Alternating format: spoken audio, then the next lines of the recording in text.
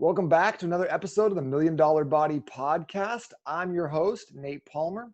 And if you're here, it's probably because you're a high performer, a real estate agent, a business owner that's interested in maximizing your physique, your finances, your family time using fitness and nutrition as force multipliers in life. If you're not a part of the Facebook group, definitely go to natrainingsystems.com/group. That's where we stream these podcast episodes every Monday, sometimes Tuesday.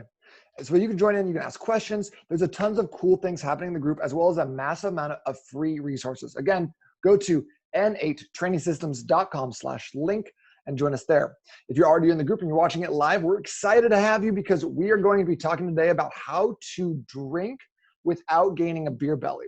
We're going to be talking about how to lose weight while continuing to have a drink here and there, the best types of alcohol you can imbibe, the ones you should definitely stay away from, and what to do when you end up at that just office outing to Red Robin and you're trapped in the corner, the guy in the porn stash is close talking to you, and you're like, man, you know what I could really use is a whole bottle of Jack Daniels.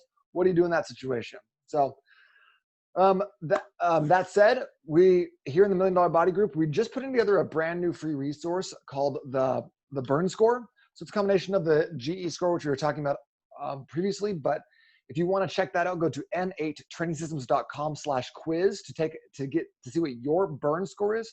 Basically, it's an idea of how your body is able to burn fat.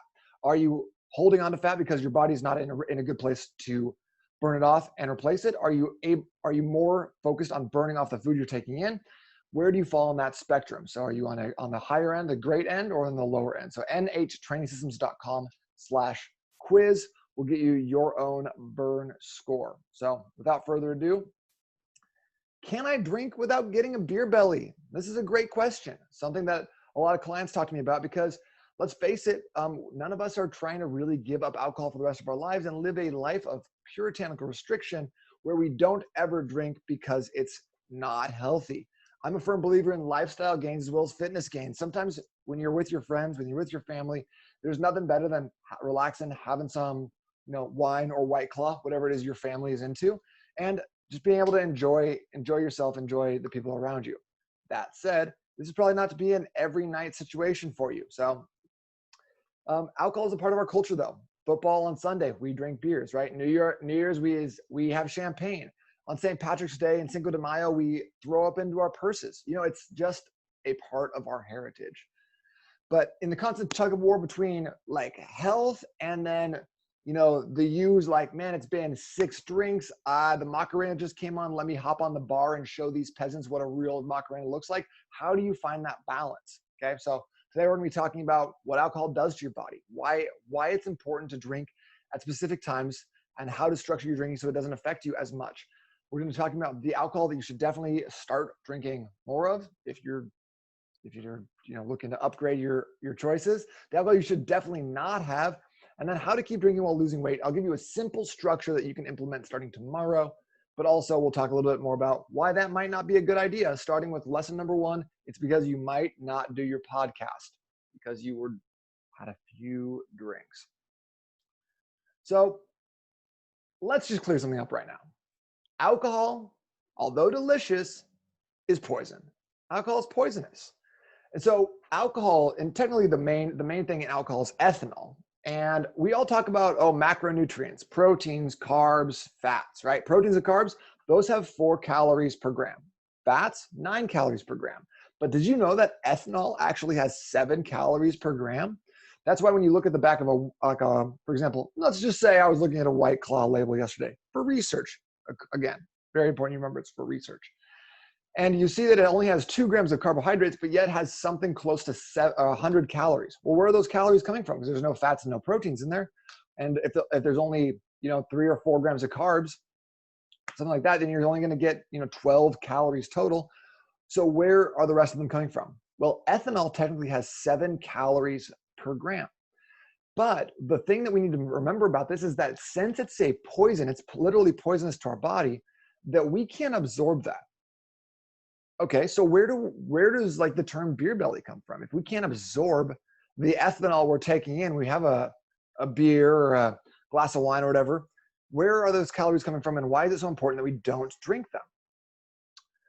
So before we get too far into this, let's talk a little bit about the other implications of alcohol. So when you take your first sip of alcohol in the evening, morning, afternoon, doesn't matter, whatever, you stimulate your GABA receptors. GABA receptors are responsible for relaxing you, which is why alcohol is such an awesome idea for reducing your social anxiety. It's social loop. The more you go to a party where you don't know anyone, have 4 drinks, I guarantee you're gonna be having a much better time. So the frontal lobe of your brain is super susceptible to alcohol, and also happens to be the part of the brain that controls social anxiety, decision making. That's why it's easier to talk to people and strangers you've never met before. It's also easier why you can be like, fuck it, let's have nachos right after you drink, because you're not making the best decisions. So, but while alcohol is relaxing you and making you want to sing Bon Jovi covers, it's also wreaking havoc on the rest of your body. So since it's a poison, what's happening internally is your body starts ringing the bell and it's like, bring, bring, bring, bring, shut everything down, red alert, because what's happening right now is we are being poisoned by a malicious source that is feeding us black cherry White Claws, probably on purpose. And so your body starts shutting down all the other important processes. So all non-essential functions, so like digestion, like just like the process of autophagy, any sort of thing, any metabolic process, your metabolism, all those get set aside with the premier goal, number one goal of flushing out the toxin that you just ingested. So if you can start thinking about alcohol as a toxin, and you can always make the choice to have alcohol, but I just want to be completely informed. Then you start understanding why your body does certain things when confronted with a large amount of it. Okay, so the real problem comes when we start eating and drinking and going to Taco Bell, getting nachos, getting those double loaded stuffed whatever grillers that sound amazing, but you would never eat in real life until you have 4 beers, and then all of a sudden you're like, that sounds awesome. Diet starts Monday. So instead of metabolizing the calories you eat, sorting through it, and then dispersing the nutrients to your muscles, to your fat stores, to energy requirements, your body starts putting all of those nutrients into fat storage. It's the fastest thing you can do. It's all right, just shuttle into fat. We'll deal with it later while we try to filter out this poison we just got. So that's why the nachos, the tacos, the greasy food that you had at 2 a.m., as well as the mixers in your mixed drinks, the carbohydrates in beer and in wine, all of those things, those go to the places you least like to see them in your body. So your love handles, your belly, your thighs, your body is not without a sick sense of humor. So when you drink, essentially you retain more fat from food and drinks than you would without alcohol. You also make worse food choices due to your new lower inhibitions. You sleep worse because alcohol makes it harder to get deep REM sleep. We'll go into that in a second. And you also have less energy the next day for the lack of sleep, which can also lead to missing your workouts, eating worse, because fatigue leads to worse decisions. So in essence, what we really want to do is make sure that if you are in a fat loss phase, if you're someone who drinks, recreationally, casually, 2 nights a week, 3 nights a week, has a glass of wine with dinner, and you're trying to lose fat, you need to stop drinking. To be honest with you just need to stop drinking. It's going to be very, very difficult for you when you're having a beer with dinner, drinking some wine, then going out, or, having anything where you're having alcohol and calories together. Those two things don't mix, especially when you're in a fat loss phase. So yeah, you can just not imbibe for a time. Probably wouldn't hurt you. You could take, you could go 6 days without and give yourself 1 day per week of drinking would be a second, not as good option, but I'll teach you how to do that here in a second. Or, you can just completely disregard what I'm saying and keep drinking and have either slower or negligible progress due to all the things that I listed above. The sleep is a big factor as well. So, and then by the way, this drinking in moderation thing, it's old news. Drinking 1 glass of wine a night is so boring. It's so cliche. Don't do that. Don't drink 1 drink every day. If you're going to have 7 drinks, have 7 drinks on Saturday and be done with it. Don't drink 1 drink every day, because all you're really doing is you're setting yourself up for failure in all those other ways, because you're never giving yourself a chance to stop drinking. So if you're pouring yourself a glass of something every single night, you've got to stop that. You've got to give that up, because 1 drink every night is going to be much more detrimental to your progress than having 5 drinks, 6 drinks in a single day. So, okay. So based on all that, how do we drink to minimize our fat gain? Enough with my caveats and yada yada and abstinence. How do we do it? What's the secret? What's the trick? So, first of all, like I said, you got to eliminate the glass of wine with dinner. Okay. Secondly, you need to stop drinking every night. Okay. First two things, very, very important. Now you can drink, we'll call it 2 times per week max. Okay. 1 time a week is better. 0 times a week is better than that, but you're not going to do that. So let's just talk about what's realistic. So 2 to 3 hours before you start drinking. So if you're planning this, you're like, I'm going to go to a barbecue or it's going to be 5 o'clock. We're going to drink over there. You're going to have your biggest meal of the day. This meal should feature leafy green vegetables, eaten first if you can, high protein and high fat. But we want to limit the carbohydrates in this meal. So sorry, no French fries. So higher fat, higher protein. So like I'm thinking like chicken thighs, big salad. Make sure it's a bigger meal though. This is your biggest meal of the day. Okay. And then every single hour after that meal, until you go to bed, you're having 1 glass of water minimum every hour. That's really, really important. And that'll add up over time. There's a tendency for us, if you're going out and you're having beers, you're doing whatever, to miss out on that water aspect, which can be extremely detrimental to your body's natural ability to filter out alcohol, as well as your ability to wake up without a hangover. So keep that in mind. It's really important. Okay. Now, when you drink, now we're going to start focusing on ideally hard alcohol with non-caloric mixers. Clear alcohols are better, but there's really no downside to like a rum or a whiskey or a bourbon or anything along those lines either. There's very little difference from a caloric perspective. So I wouldn't stress about that. If you love bourbon, great, go to town.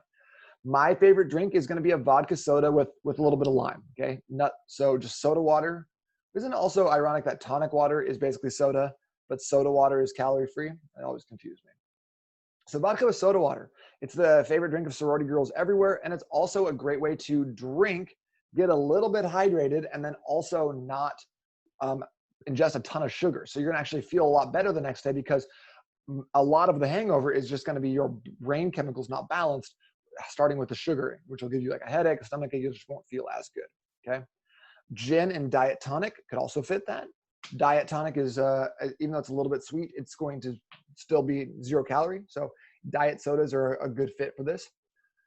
Vodka, diet cranberry, Jack and Diet Coke, so you get the impression. Notice that I didn't list any beers or any wines.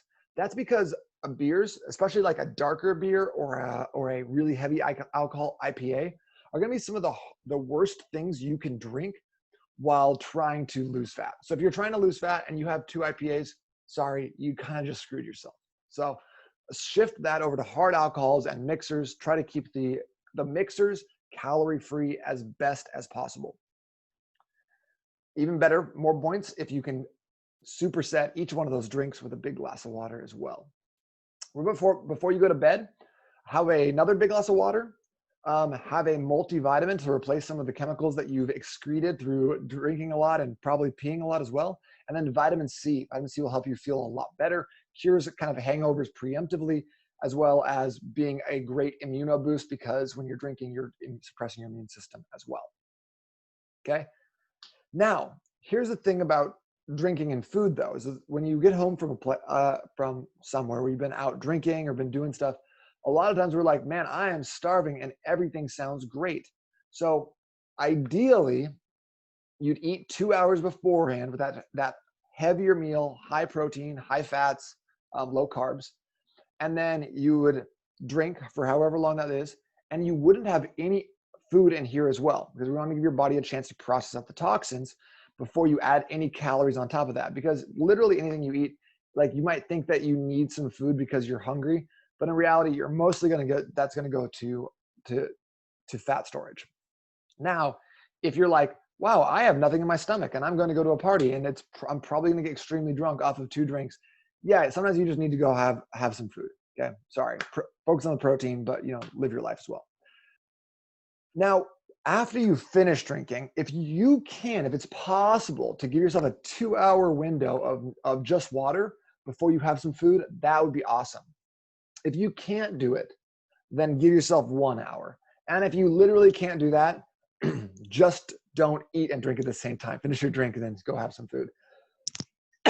Obviously, there's going to have varying degrees of success, but I know that from experience, from the research I did yesterday, that a lot of times what sticks in my head is not necessarily lengthy diatribes about nutrition and alcohol, but more like, what did that one guy say that one time? And that's what I go and do. So there's the sound bite. Don't drink and eat at the same time. Wait until you're finished before you start doing that. So the last thing I wanted to talk about is sleep, alcohol affecting your sleep, because I recently started wearing a Whoop band on my wrist, which I'm not wearing right now. But basically it measures a couple different things. It measures your strain for the day, it measures your HRV, your heart rate variability, and it measures your recovery. It also measures your, like, the recovery is based off of HRV and sleep, your sleep score. So it measures how long you were asleep, how good a sleep you got, how much time you spent in REM, how much time you spent in phase 1 and phase 2, etc.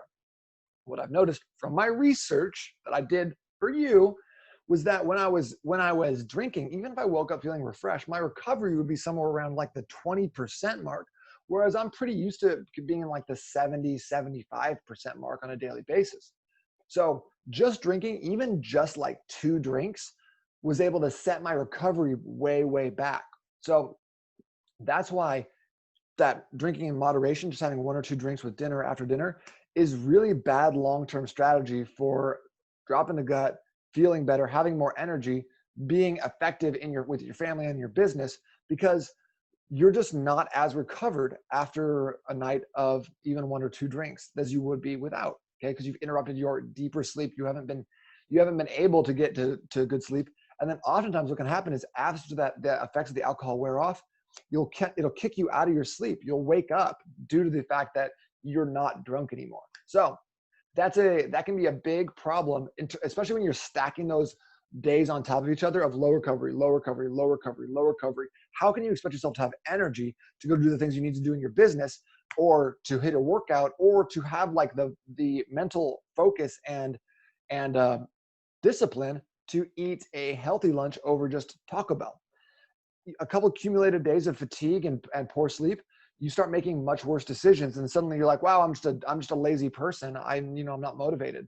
When in reality, it's just your recovery's been dog shit for too long. So if it's been a while since you've taken a couple of days off from drinking, take 3 days off in a row. See how you feel in that third morning after you wake up. You'll feel a lot better, guaranteed. So all in all, basically what I'm saying is, if you're trying to lose fat, stop drinking. If you're trying like pretty hard to lose fat, then stop drinking every night. Drink 1 day a week. If you don't really care, then continue with your behaviors, but at least try to avoid mixing your food and your alcohol. The soundbite here is, don't drink for an hour after eating, and then don't eat for an hour after drinking. That's all I need you to remember, okay? Don't eat for an hour after you finish drinking, and then don't drink for an hour after you finish your meal. So as long as we can continue to avoid mixing those 2 things together, it's going to make your life a lot easier. It's going to keep you from gaining any unnecessary weight. I'm not going to try to tell you that you have to never drink again, because that sounds ludicrous and unsustainable.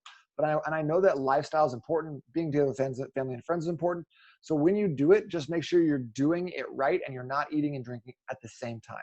That's the easiest thing that you can possibly be doing and putting into your life. So sorry, no more wine with dinner, but let's be honest, it wasn't that good anyways.